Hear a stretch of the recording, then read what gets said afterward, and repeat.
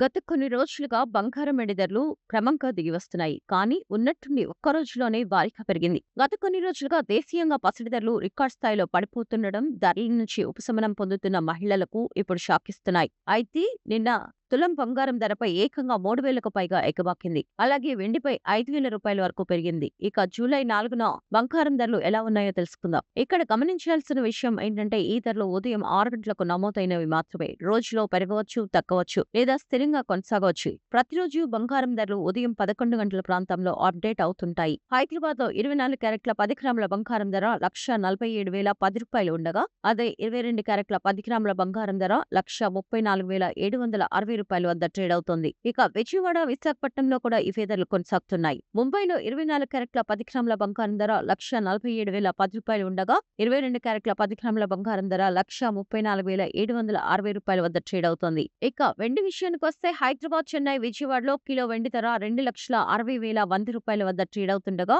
ఢిల్లీ, ముంబై, కోల్కతా, బెంగళూరు ప్రాంతాల్లో 2,50,100 వద్ద ట్రేడ్ అవుతోంది.